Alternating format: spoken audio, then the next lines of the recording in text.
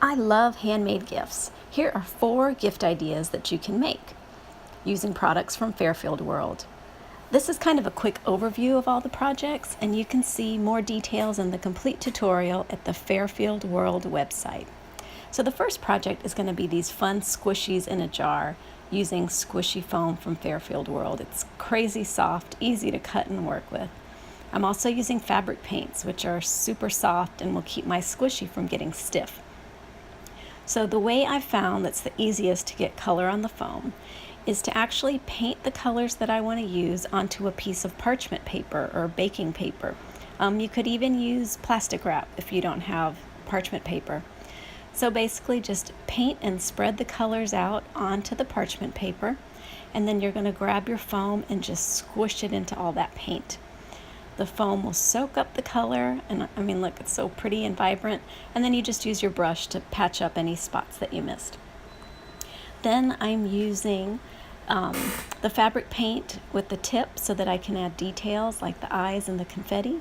And finally, when it's dry, just squish it into a plastic container. And then you can top it off with a little ribbon, and it's just an adorable little squishy in a jar.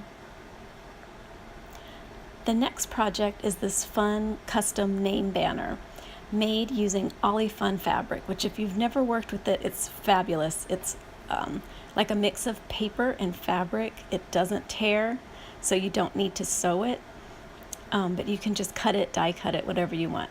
So I'm unrolling the craft pack. It's 4-ply. It's 2 sheets folded in half.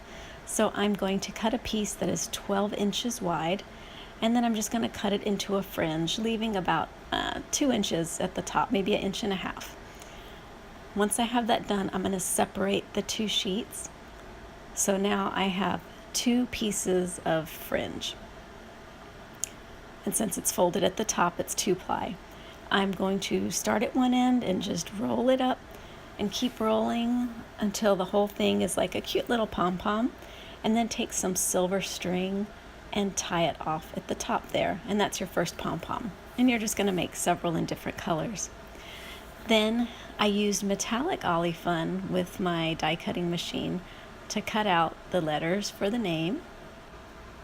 All right, next up we're going to make these cute and fuzzy salon style slippers. For this project I'm using stiffen interfacing. That's going to be the base. It's what's going to keep these slippers from feeling like socks. I'm using some foam stabilizer, also from Fairfield World, and a faux Sherpa fabric.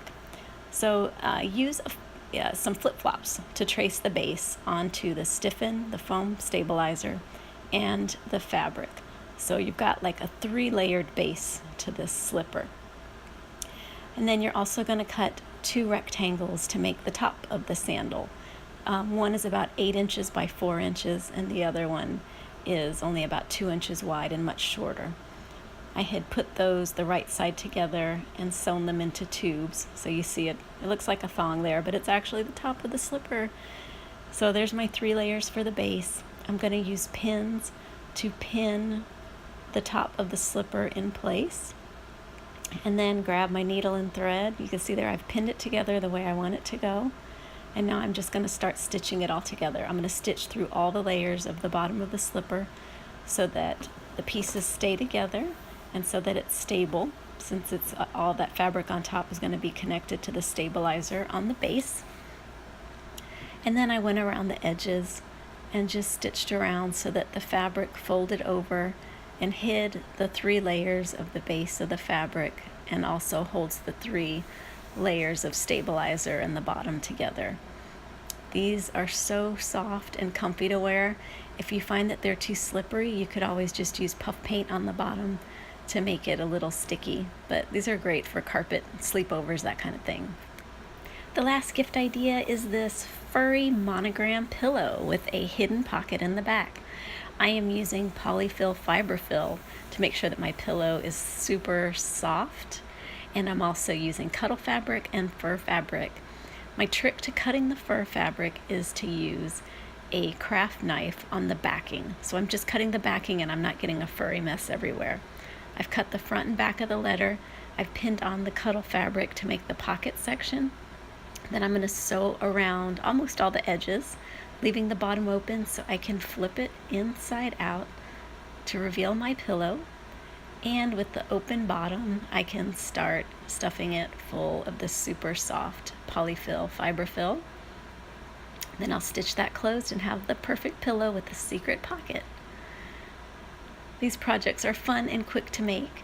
Don't forget to visit the Fairfield World site to get the complete tutorials. Ciao!